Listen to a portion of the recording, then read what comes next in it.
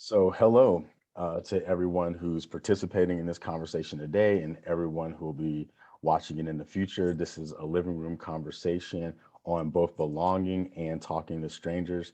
And I'm grateful to have these people here today to engage in conversation, to learn from and with one another, and to expand this movement of creating a collaborative culture, which everyone in the world can benefit from because the more we can work together, the better it is for everyone. My way of framing it is we have to defeat problems, not people. And this is one of those avenues where we can learn to work together to defeat problems, not people, and build collaborative relationships. I want to thank everybody for being here. My name is Pedro Silva. I'm a faith partner with Living Room Conversations and a director of engagement with Unify. I'm excited to be here with you all. And I'm going to invite each of you to just take a moment to say who you are and what brought you here today. And we're doing it popcorn style. Well, I'll go first because my last name ends with B, so I alphabetically fit. I'm Bruce Bond. I live in Somers, New York, about 50 miles north of New York City. I'm a co-founder of an organization called Common Ground Committee, and I'm here today because the idea of building bridges between those that disagree and working on the problem of polarization is what my organization is all about, and it's my passion. And so I'm very excited to be a part of this. Thank you. I'll go. My name is Joe Cohane. I'm a writer in New York City. I'm here today because I wrote a book called The Power of Strangers, where I spent a few years asking why don't we talk to strangers, what happens when we do, and how we can get better at it, and looks at it from every imaginable angle, from psychology to politics, religion, sociology, urban planning. I went haywire on the thing. So I'm excited to be here, and I'm excited to talk to all of you. Awesome. My name is Emily Garcia. I'm calling from Phoenix, Arizona, and I am a part of this living room conversation because I work for an organization called Bridge USA. And we are very similar to Bruce's organization in that we are trying to fight political polarization by having high school and college chapters that work to bring people across the spectrum to discuss controversial topics and have conversations like these ones. Hi, everybody. My name is Palin Liu. I am calling from Syracuse, New York, and I have been a volunteer host with Living Room Conversations for about 2 years now. I also work very closely with a nonprofit called Mosaic, which has a similar goal of bridging people across political divides. It's so incredible hearing about all that you're doing, and I am here because I think that political polarization is an increasingly severe issue, and what we're doing here is good work to try and foster more collaboration. Awesome. Thank you. So one of the things we're going to move into right now is the conversation agreements. For those of you who are not familiar with the conversation agreements are basically covenants or promises that we make to one another in the context of this conversation, how we're going to communicate together, how we're going to be in this relational container right now. And so we're going to go through some of the conversation agreements, and then we'll go from there. And the first conversation agreement, I'll ask Palin if you'll lead us in the first conversation agreement. All right. Be curious and open to learning. Conversation is as much about listening as it is about talking. You might enjoy exploring how others' experiences have shaped their values and perspectives. Our purpose is not to reach consensus, convert someone to our own ways of thinking or believing, or win a debate. Marvel at all the different ways of looking at the issue. When we hear a perspective that is different from our own, we often want to respond with our own perspective. Your time to speak will come, so do your best to simply listen and wonder. Perhaps imagine you're traveling in a strange land. I wonder how they came to that understanding is a powerful self-talk that opens our curiosity. Awesome. Bruce, I invite you to share the next one. Okay. You have to forgive me because I had forgotten that there was a I'll put it in the chat so you can check it out from there. okay, a larger one. I have the small one, but it sounds like you want me to read the second one. So this one is show respect and suspend judgment, correct? Yes. Show respect and suspend judgment. People tend to judge one another. Setting judgment aside opens you up to learning from others and makes them feel respected and appreciated. Try to truly listen without interruption or crosstalk. Note any common ground as well. Oh, sorry, I went too far, didn't I? No worries. Okay. Joe. I think I need it in the chat. I got lost too. I'm sorry, Pedro. Okay, no worries. I'll put that in there. There you go. Here we go. Note any common ground as well as any differences. Look for areas of agreement or shared values that may arise, and take an interest in the differing beliefs and opinions of others. Thank you. And Emily. Be authentic and welcome that from others. Share what's important to you. Speak from your experience. Be considerate of others who are doing the same. I'll close us out with the other two. Be purposeful and to the point. Do your best to keep your comments concise and relevant to the question you are answering. Be conscious of sharing airtime with other participants. And this last one, own and guide the conversations, is my personal favorite. And it says, take responsibility for the quality of your participation and the conversation as a whole. Be proactive in getting yourself and others back on track if needed. Use an agreed upon signal like timeout if you feel the agreements are not being honored. And we can take a moment here to agree on a signal. I like to do this because it just kind of doesn't look like you're going, hey, stop, person. But you can kind of do like this, and it indicates, hey, we're be mindful. And also it's kind of discreet, except for people on the video, they know that I just told them that's what this is. So this is the agreement, that a way that I like to do it. If we have another one, we can be straight up with the timeout, or we can do something similar to the tapping. Is there a preference for anyone in terms of agreeing on a signal we can give one another? Tapping sounds good. All right, awesome. So thank you for participating in those agreements. And now we're going to get into what would be more of the meat of the conversation.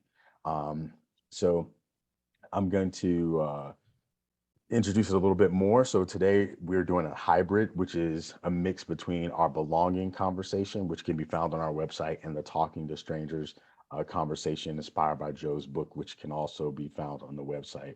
We're taking a couple of questions from each session, and then we'll just kind of combine them.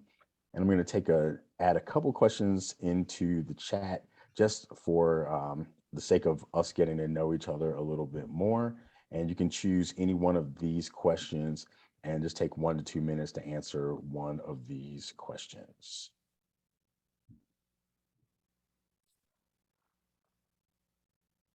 And for those who don't see the questions in the chat, it's what are your hopes and concerns for your family, community, and or the country? What would your best friend say about who you are? And what sense of purpose, mission, or duty guides you in your life? Any one of those, 1 to 2 minutes. And we can popcorn it.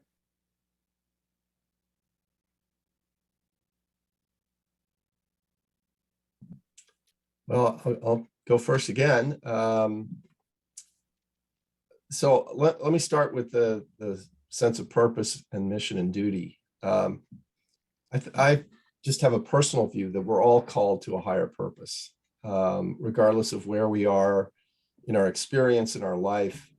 The greatest meaning in a life is found in the betterment of those around us, and in working to improve, make a positive impact on the lives of those that we interact with. And sure, there are times where we have to take care of ourselves, and that's important. And we make decisions that put us in a better position. But when we have a purpose that goes beyond our immediate needs, our job, or our a particular entertainment area that we're in, hobbies and that sort of thing, which are all great. But when we launch into an area where we get involved in something that improves our community or improves our country, where this is the territory we're in, where we can add meaning to our own lives and benefit those that we work with. Thank you. Anyone else ready to share? I'll go. what are my hopes for my family? I'll take that one specifically. I have a 5-year-old daughter, so we've obviously been through a very intense few years being residents in New York City, going through COVID. We never left. We were here the whole time, and we live by a hospital, so it was just like months of sirens. But I thought a lot about the world. I thought a lot about what I wanted to teach her, what I wanted her kind of ideals to be. And much of it comes down to curiosity. It comes down to pushing back against the tendency toward dismissiveness that characterizes the better part of the so-called discourse in America right now. So instead of spending energy figuring out the quickest possible way to not listen to somebody and not feel bad about it afterwards, to actually engage. So she and I, when I walk her to school, we try to notice things. And I've been a journalist for a long time, so my business is talking to people and noticing stuff. And we live in a good neighborhood where there's a lot of things to notice. But when we see something and she notices something and there's a possibility of asking someone about it, I'm trying to get her to do that more often. So this pertains to the topic of talking to strangers, but like being comfortable with me. I'm not expecting her to like walk out on her own as a 5-year-old and start chatting people up, but getting into that habit of responding to your own curiosity and realizing the resources that you're surrounded by. And those resources are millions of people, and everybody's got an interesting story, and everyone's got something really interesting to say, and everyone will defy your expectations for who they are and what they'll believe. So whether it's a one-eyed dog that we kept seeing where we finally asked the owner what happened to the dog's eye or anything like that, I'm just trying to get her into the habit of doing that as much as possible. And I think curiosity is the cure for so many social ills. See how successful I am in a couple of years. All right. I can go. I'll also answer the same question that Joe answered, which was, what are your hopes and concerns for your family, community, and or the country?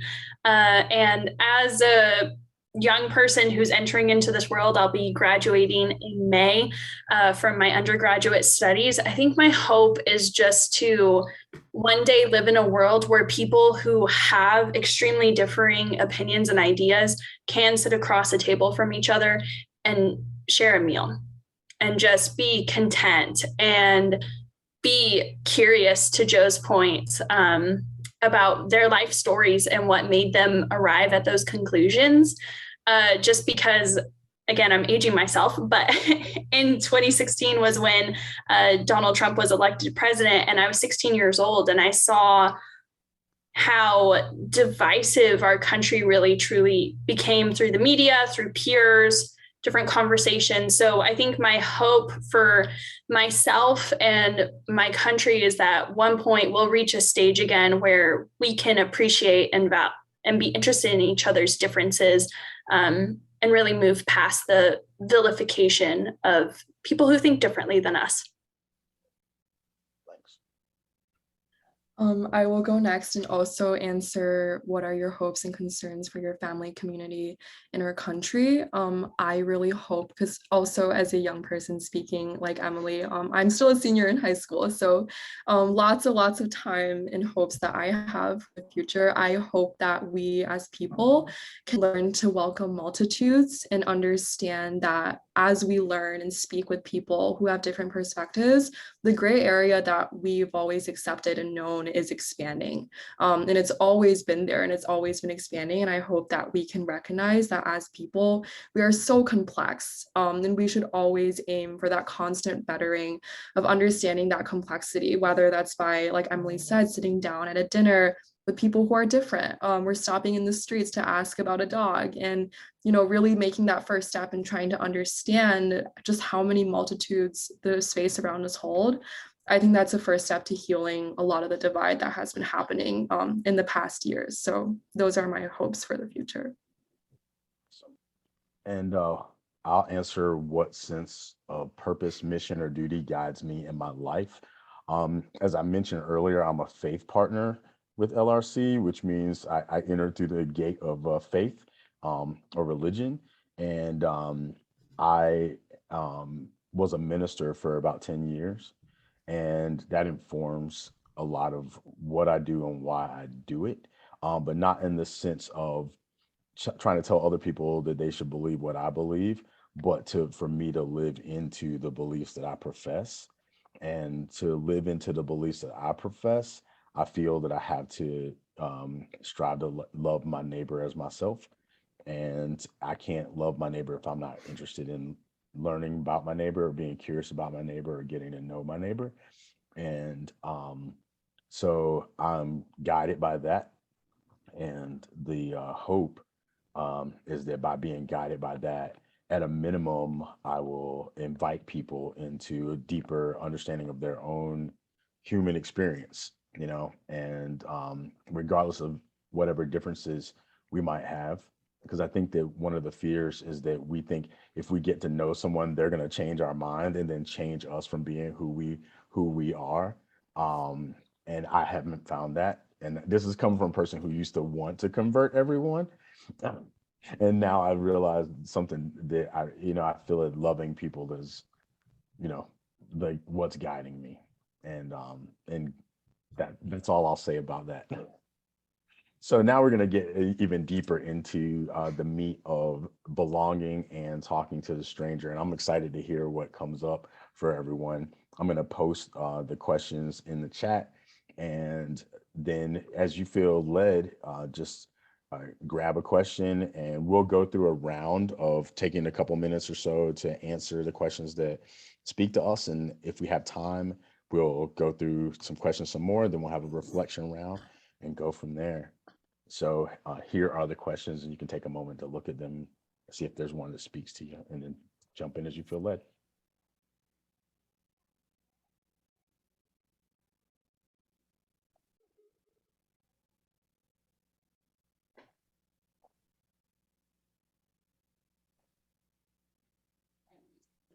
Can you say the question before you answer it, just for the people who are watching the video in the future? I can start us off. So the question that I will be answering is, do you believe there is any benefit in reaching out to strangers? How might you do it? Do you think they'd be interested in talking to you? And yes, I do think there's a benefit in reaching out to strangers. And this stems from my very first job at 16 was working as a Starbucks barista. So I was interacting with hundreds of customers, people who I didn't know, people really grumpy early in the morning, just trying to get their coffee, to different families that would come in and who were regulars. And it wasn't until I actually kind of reached beyond that third wall, per se, of customer to customer service experience of really getting to know my regulars, that I saw that these people were coming from all different walks of life. I knew very closely a manager of a restaurant down the block and started to hear about how he got involved in the restaurant business, to medical students who would come in at 8 p.m., order Trenta cold brews with no water and shots of caffeine in their drink, and hear about why they wanted to be doctors and why they were honestly drinking way too much caffeine for the normal person to survive. And I think that really expanded my worldview. And it also added a layer of humanity, of that everyone is going through something that's kind of different, but at the end of the day, we're all people who are trying to make decisions that are best for us and best for our families. And it gave me a lot of perspective of that that's going to look different, and that my version of right isn't always someone else's version of right, but that doesn't make it necessarily bad or wrong. So I would say, yes, there's a lot of benefit to reaching out to strangers. And the other half, how might you do it? I'm very extroverted. So I know sometimes I scare people in grocery stores because sometimes I'll just turn around and start talking to the person behind me. And they're like, whoa. And then I'll be like, whoa. But I think just, challenge yourself to talk to one new person who you don't know on a day-to-day. Or ask your Starbucks barista really how is their day going, or what their favorite drink is. And generally, people are interested in talking to you. I think if you present yourself in a friendly manner and you just ask a question about themselves. Yeah. Awesome. Thank you. Can I just pop in with something on that? So that's great, Emily. You'll be very interested to know that there's actually there was a psychology experiment a few years back by a psychologist named Jillian Sandstrom. And she did it in Toronto. She's in London now, but she was Canadian. And they wanted to see if there are any benefits to talking to strangers, specifically in a Starbucks, and specifically with the barista. So they had a bunch of commuters in the morning go in, and they had one group that just did what they always did, which is what everybody always does, which is not talk to anybody. And then they had another group who just had to make small talk with the barista. And a lot of those people dreaded doing this. They thought it was going to go very badly, or that the barista was going to think that they were threatening or there was something off. But afterwards, almost every single one reported that it went very well. But more to the point of this discussion, that it gave them an enhanced sense of well-being, but also an enhanced sense of belonging.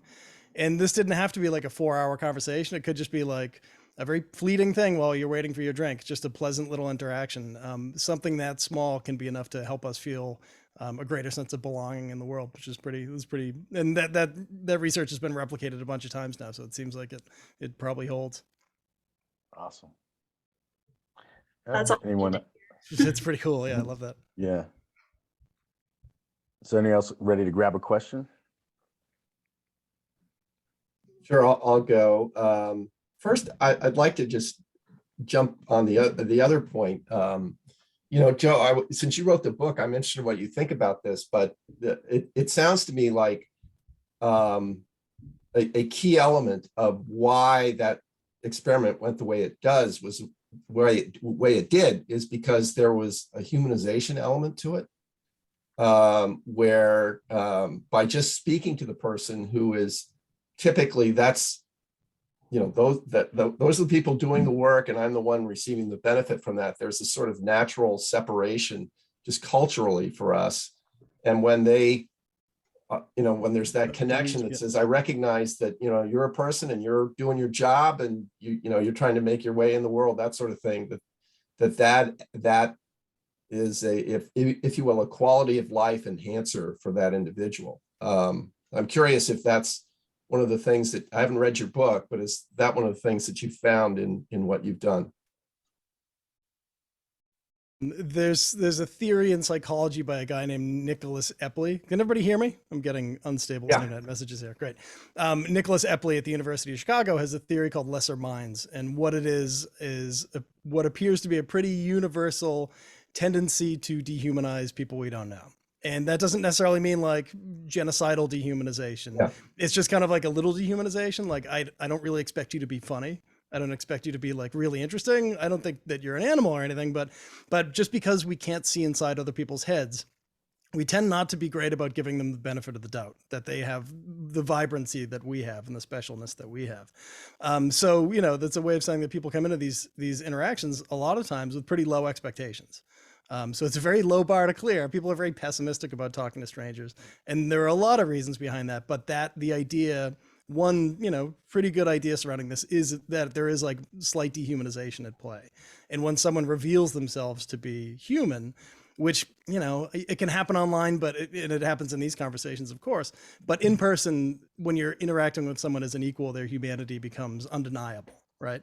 And a light goes on and you find that you can connect and you can find that you can talk and you can find that they're interesting and they're every bit as human as you are. And people are delighted by that, and we're wired to seek out those sorts of connections too, as a really social species. So absolutely. Yeah. That's definitely a factor. Yeah, I thought that was the case. I would just add to that with the work that Emily's group and mine are doing, that's a key element in bridging divides, is the humanization of those that may see very, very differently than you do. Yeah. So, and when there is like partisan divides, when there is sexism, when there is, transphobia, anything like that, it ratchets up the dehumanization. So the baseline is we do have a tendency to dehumanize. Under pressure, we can obviously become monstrous about it.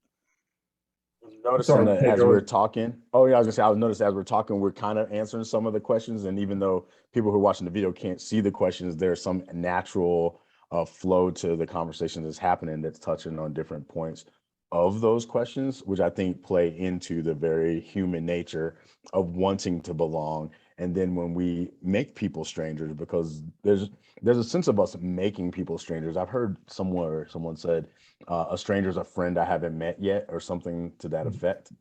And so there is a way of viewing people as this is a friend I've yet to meet.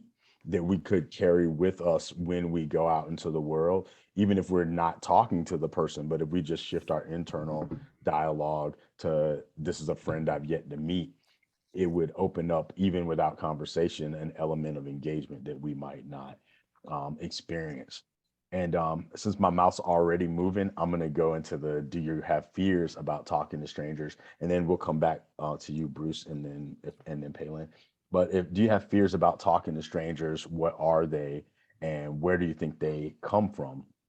And for me, I have like a complex background that I won't go into right now. But what I will say is I got bused to a school that, from going to a school with almost all Black kids to a school with almost all white kids.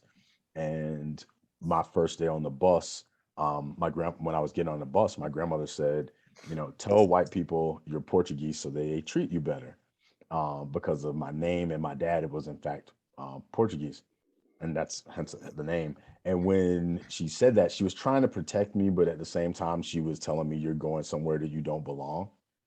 And so I walked into it with the idea that I didn't belong somehow. And that comes, the answer to the question of where I think some of those things come from is that a lot of times our families, in an effort to protect us, set us up for relational failure, because they're trying to make us feel safe, but they're doing that by saying, put a shield around yourself, protect yourself, or hide who you are so that other people will feel comfortable.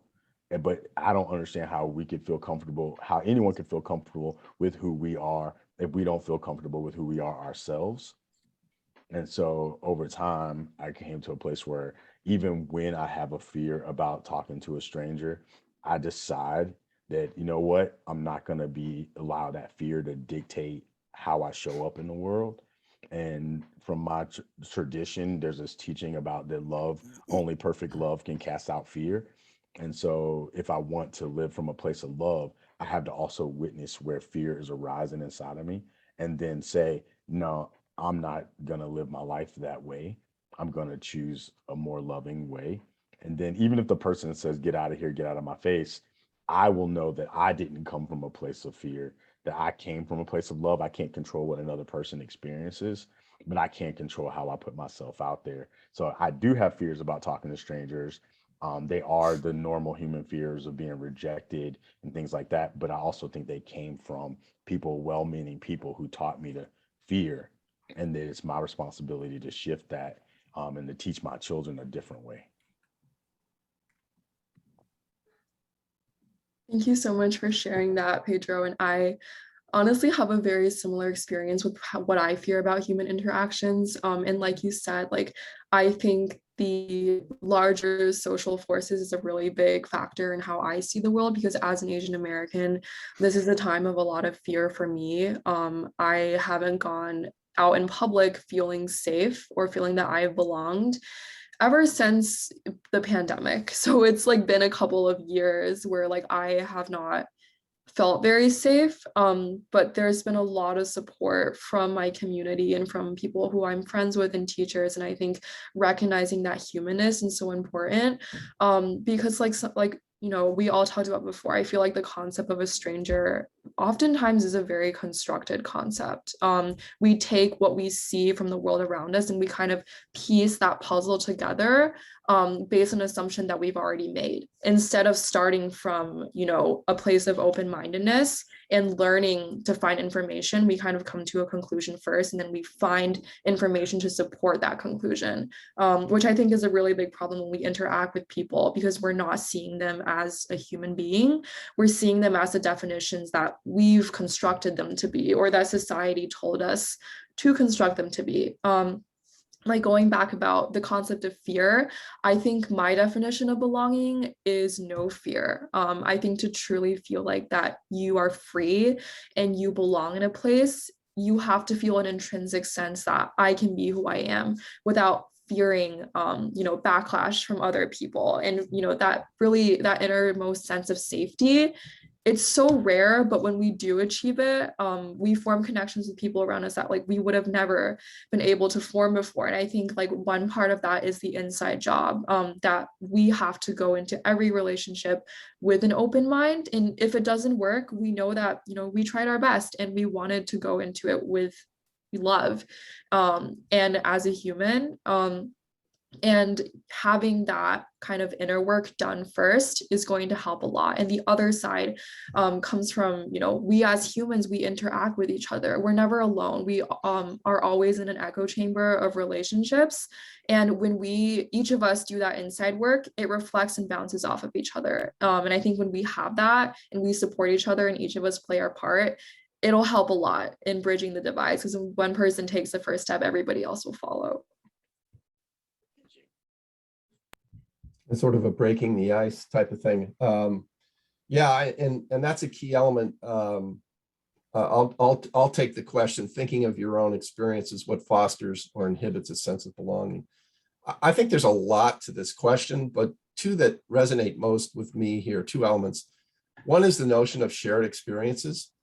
When that exists, and sometimes you have to find it, but when that exists, that reinforces the notion of being a part of something beyond where you currently sit. There are others there that may have an experience, maybe shared in a different way, but there's a bond there. We don't have time to go into the details, but I would encourage folks to take a look at the story of Daryl Davis, who was a musician, Black musician, who just through conversation and building relationships succeeded in causing, either directly or indirectly, over 200 white supremacists to renounce their views and turn in their robes. And there was no judgment. There was nothing there about, you know, you guys are evil, what you're doing. But he was able to establish a relationship with them that said, we're trying to make our way in the world. We've got families. We want the best schools we can get for our kids. We're trying to make a living, all those kinds of things. And that notion of a shared experience turned out to be something that fostered a sense of belonging to something that was outside of their, bubbles. Let's put it that way. And the other thing that I think is really important is, and I've struggled with this myself, is the question of motive. When there's this sense of desiring to belong, the question is, what is motivating you to do that? Is it a giving thing or is it a taking thing? And I have personally caught myself in a taking situation. Took me a couple times to figure it out, actually. And where I wanted to be a part of something just so I could say I was part of it. And the notion that I would be someone who would be contributing to the effort that these two groups in particular, what they were all about and trying to do. I was just interested in being able to say I was a part of it. And I had to sort of peel back the layers of the onion to realize that that's where I was coming from. And in both cases, I ended up not pursuing it because the motive wasn't right. And, trying too hard, when you realize you're trying too hard, that's a good sign that, you may be barking up the wrong tree. And that was a good life lesson when thinking about this notion of belonging. What outcome do you seek? Do you want to give? Do you want to take? Thanks for sharing that. That's a powerful observation from doing the internal work. I appreciate that. And from the heads that were nodding, I think others appreciate it as well. So we've all gone through some questions. We have a little bit of time still where we could engage in some of the questions a little bit more. If there's a question here that you wanted to touch or you were hoping to hear and it wasn't spoken, we can lift that up right now if anybody would like to before we go into the next round. I have something I'd like to share to Paylin's point about fear. There's a lot of fear is a huge impediment to connection, right? It's a huge impediment to people, particularly across any sort of boundary of difference. It's debilitating for a lot of people. I met a woman named Uli Boyder Cohen in New York, a totally fluke thing. I was walking down the street and I saw a woman holding a bag that said, "Ask me what I'm reading." And so I went over and I was just like, not to be weird or anything, but like, do people talk to you when you walk around with this bag? And she's like, yeah, all day. People just ask me what I'm reading and I tell them what I'm reading. And I was like, where did this thing come from? And she was like, oh, it's this friend of mine, Uli, had these made to support this Instagram account that she launched called Subway Book Review. And so I looked up Uli and I went and got coffee with her. And what Subway Book Review is she goes out on the subway and she finds people who are reading books, people who are different than she is. She's a German immigrant. She's been in the US for a while though. And she just asks them about books. And then she just posts like, they're in their own words, why they're reading that book and what it means to them. And you get this great sense of the diversity of New York and the diversity of humanity. But one really interesting thing that Uli told me, apropos of the fear that people have, is that she was the victim of trauma. And oftentimes, and completely understandably, people will withdraw if they experience trauma, right? Like that will come to dominate the way you see the world, the way you see people around you. Uli went in the opposite direction and she just started reaching out, interacting with more people than she did before. She started including more people in her life, taking more chances talking to people and not taking chances in a dangerous way. She does this in public and well-lit places with people around. And she found that the more people she talks to, the better she feels about humanity, right? And that's sort of counterintuitive for a lot of people. I think a lot of people have a pretty pessimistic view of humanity. I think especially in times like this. I think especially when your view of people around you is colored entirely by media and social media, it tends to give you a pretty pessimistic view. When you do talk to as many people as you can and you reach across those borders and you put yourself out there, what you're doing is gathering better data about the people around you. You're getting a more complete and more accurate picture of what humanity is like, right? But I love the idea of people talking to strangers as a treatment for being mishandled by strangers, for being traumatized by strangers.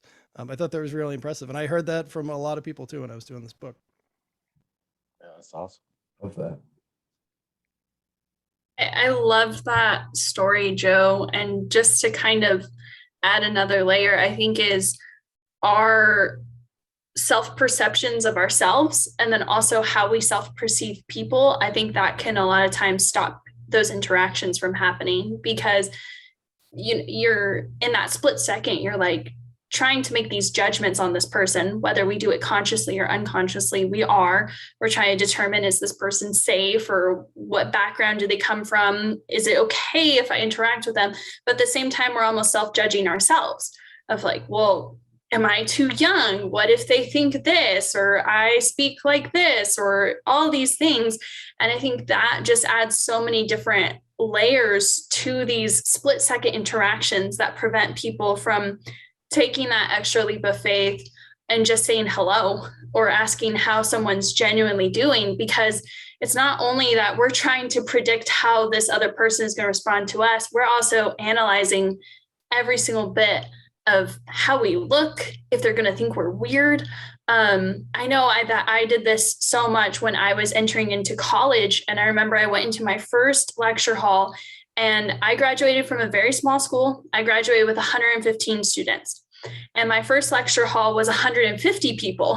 And I remember I sat there and I thought to myself, how the heck am I supposed to make friends in this environment? This is larger than the class that I graduated with. And I don't have the latest trends. People are going to think I'm weird. And I remember I had to just literally do a countdown in my head of like 3, 2, 1, turn to the person sitting next to me, say, hi. I know you've heard this a million times, but what's your major? And have that split-second conversation, because it's so easy for us to either be like, this person is going to react poorly to me because of these little micro judgments we've made about them, but then also because of these micro judgments that we've made about ourselves. So it's not only lifting off judgment of others, it's also lifting off judgment of yourself and being free to have those 3 seconds of courage or that one small interaction. And to repeat back what I'm always told in therapy is that I can only control my emotions and I can't control how someone else interacts and how they respond to what I'm trying to do. So trying to keep those things in mind when you're talking to strangers or you're trying to belong, because really people are judging themselves probably much more harshly than they are judging you. Yeah, there's, without getting into it too deeply, there's something called the liking gap. And this has been seen in a bunch of experiments where when people interact with a stranger, psychologists were like interviewing the people who talked afterwards. And everybody thought that they liked the stranger. The stranger was interesting, but they didn't think the stranger liked them as much as they liked them. And they didn't think they were that interested. So it's the gap between how you're perceived and how you perceive yourself. And that's pretty universal, that we see that all over the place, and we can't let that be an impediment to trying and doing it again and again and again. But I love that. Everything you said, there's so much research that backs up everything you just said. That's great. Well said. Yeah, You know, I it think also belonging points to out- oneself. Oh, sorry. Go ahead. No, go ahead, Pedro. I was going to say belonging to oneself is probably a way of framing that, you belong to you. And if we belong to ourselves, then we can actually gift ourselves to others. And my perception is that you cannot give something that you don't have. And so if you don't have a healthy self-concept, then you can't give that to other people. So belonging to oneself is very important. Yeah, and I wanted to sort of riff off of what Emily said there. It's very interesting, but a lot of what we've said here revealed the fact that we, and I'm not singling us out here, but just people in general, we worry a lot about how people perceive us. And that's a huge inhibitor to in the sort of stranger element, because what part of the fear is, how am I going to be perceived by the stranger? And when it comes to the issue of polarization, it actually, another facet of that is, how, if I reach out to this other person, how am I going to be perceived by my tribe? And this is a problem we see in our government right now, where, if you work with somebody on the other side, you're gonna take some hits. So this notion of how I might be perceived, which is a driving element in the way humans think generally, it's something that I just feel we can address that by first recognizing that that's the case, and then perhaps listening for, is the idea that maybe that's what's driving us in a particular situation. Can we sometimes take a step back and ask the question, am I doing this because it's coming from my heart about what I believe, or am I concerned about how I'm going to be perceived?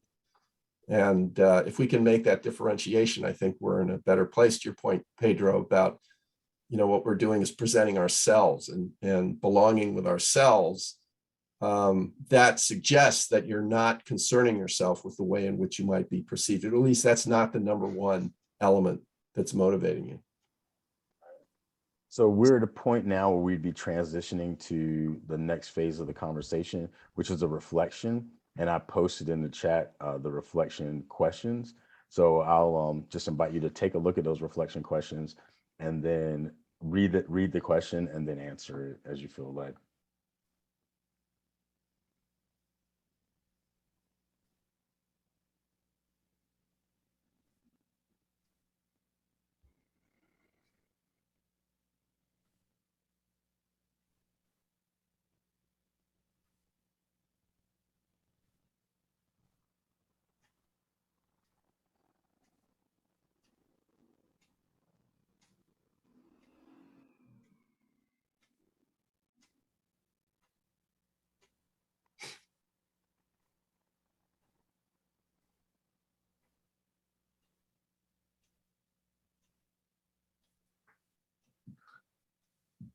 Well, I'll speak up. I think I want to kind of capture a few of these together.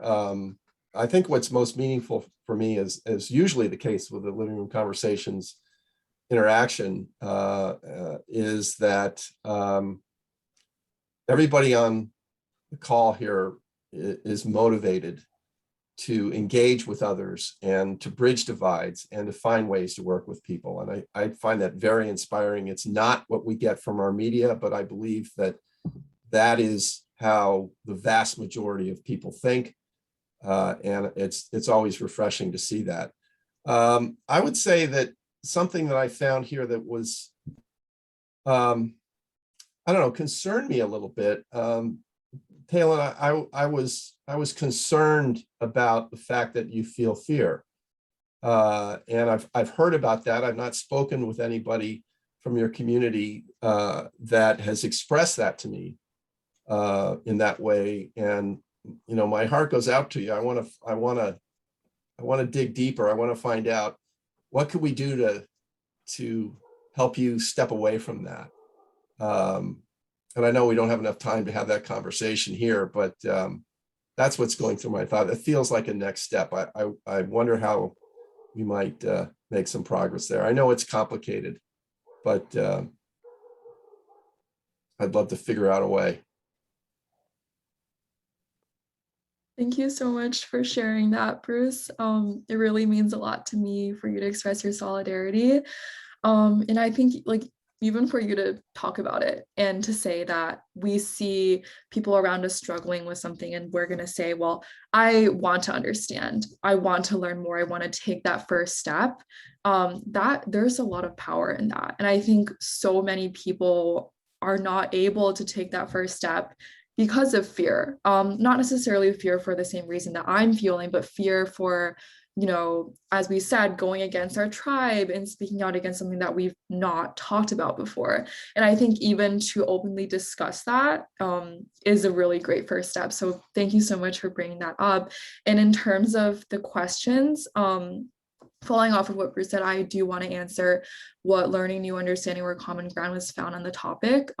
You all brought up so many insightful points, and I really love the point, especially that Emily made, about how it really is a two-pronged process, that we not only place judgment on others, we also place judgment on ourselves. And I think a lot of that has to do with comfortability. And, we as humans, we're wired to fear loneliness. We're wired to fear ostracization. But a lot of the times, those are things that we have to experience to get to a point of common ground and understanding. And I remember having a conversation, a very difficult conversation about race and trying to foster more racial reconciliation and help, people who have experienced racial trauma heal. And something that my instructor told me was that if you're feeling uncomfortable in a conversation that's supposed to bridge divides, then you're doing the right thing. Because a lot of the times uncomfortability is inevitable, and it's something that we have to, welcome and embrace uncomfortability, embrace vulnerability, of course, in spaces that you feel safe, of course. But, taking that first step and learning to, have fear. Having fear is okay, because having fear is part of the process to eliminate that fear. And only by doing that, we can all be better. So I think that's a realization from today, and I really appreciate everything that everyone has shared.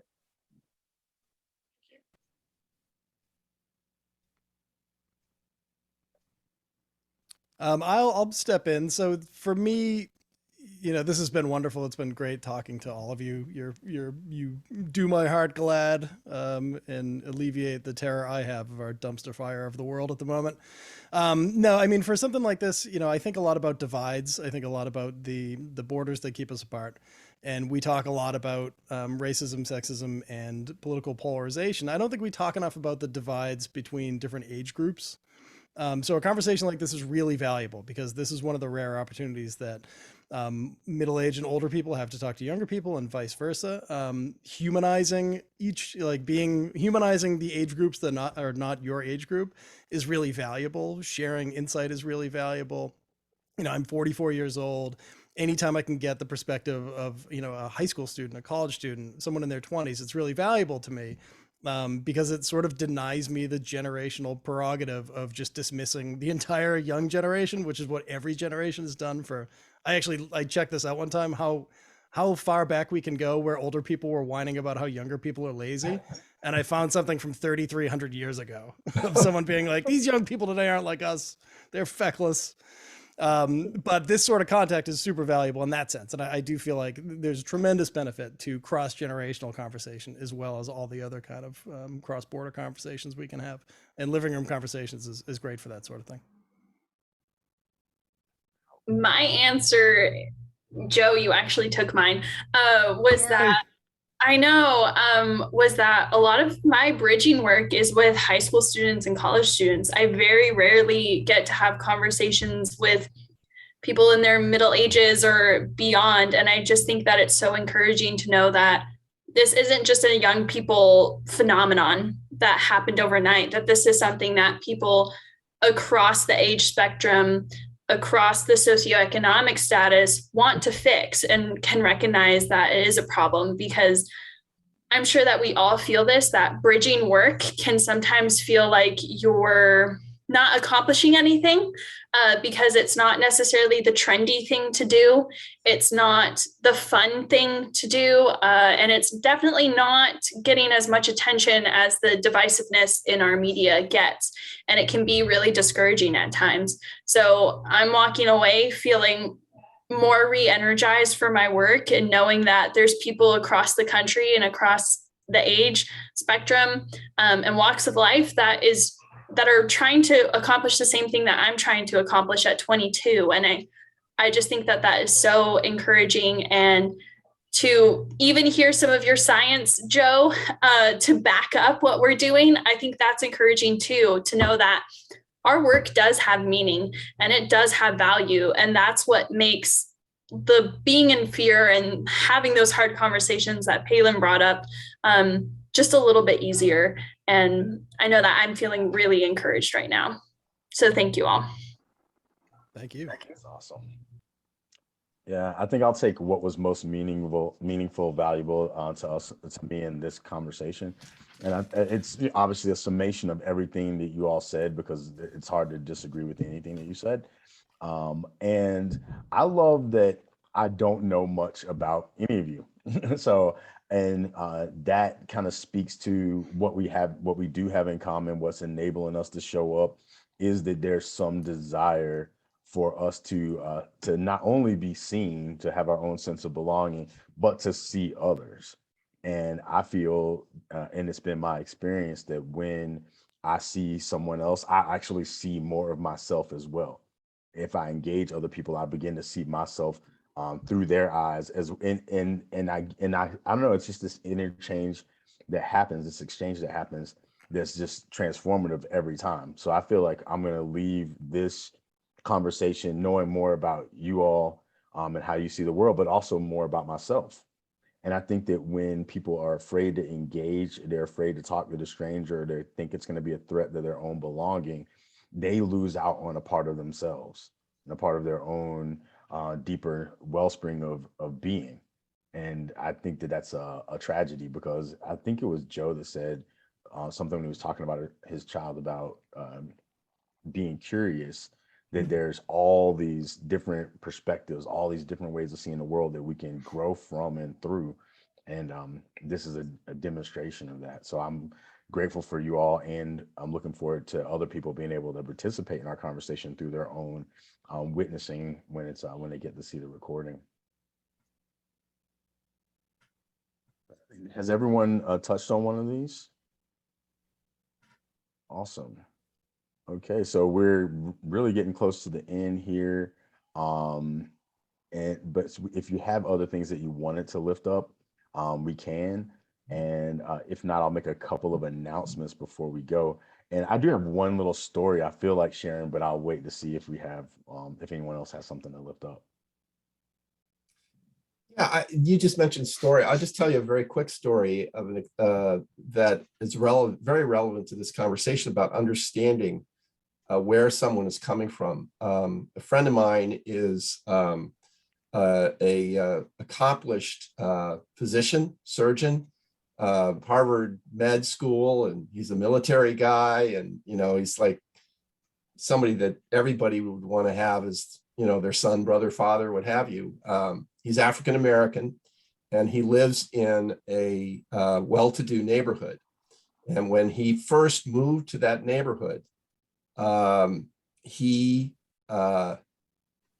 he would go out, he would take his dog with him, and his dog is a Labradoodle, not exactly a ferocious beast. And he was telling me about that, and I kind of chuckled, and he said, you laugh. He said, but I do that intentionally, because when I'm walking around in that neighborhood and I have a dog that everybody can love with me, nobody thinks I'm a threat.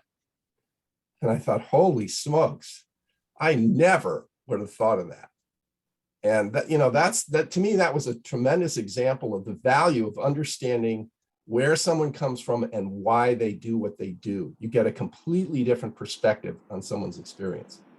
And anyway, when you mentioned the word story, Pedro, that just popped into my head. I thought I'd share that since we had a couple minutes. Yeah. Ironically, I was like, is he talking about me?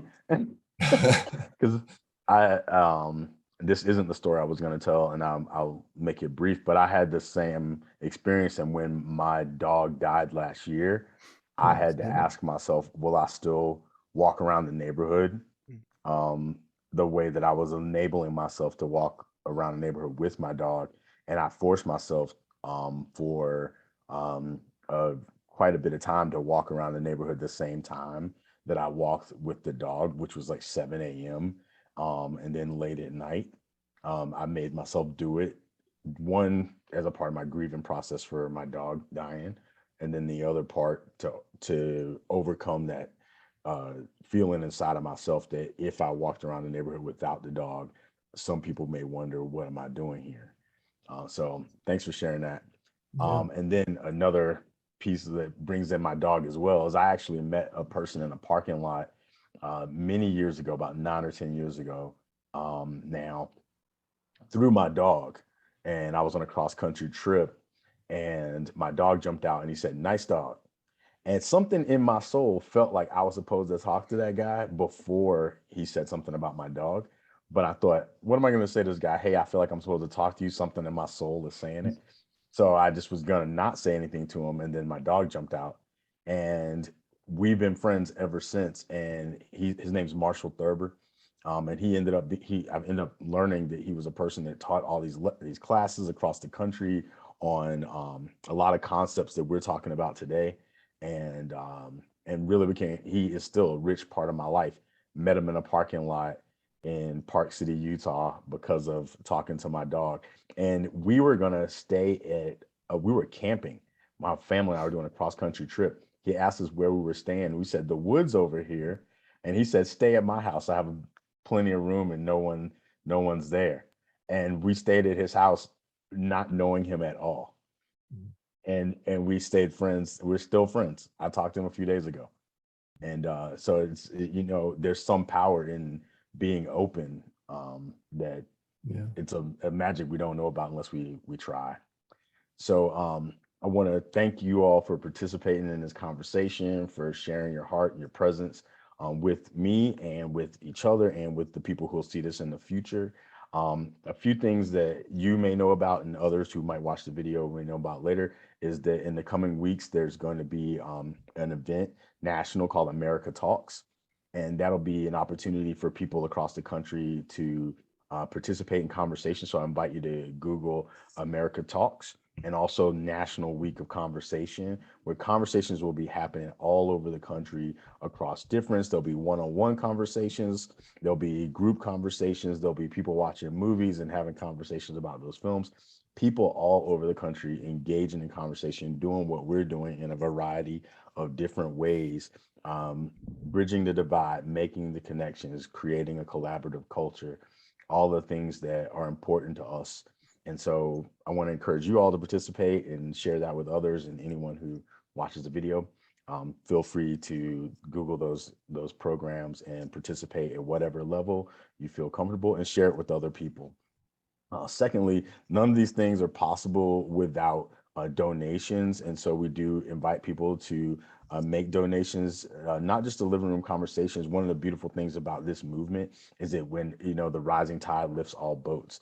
And so we encourage you to participate if you find value in this, to make donations or to share information with other folks that they might be able to make donations, and to be mindful of other organizations as well. The whole movement needs support for us to be able to do more of what we're doing, and to make it possible especially for, I would say, for students like Palin and Emily, I would love for there to be a day where there's a field of studies completely dedicated to this, that has the backing, the funding, the science, like Joe has lifted up, that encourages students to go into this kind of field of study, or students of all ages, but for your generation as well, to be empowered to have these kinds of conversations, to spread this awareness, and to help us build collaborative culture where we all can thrive.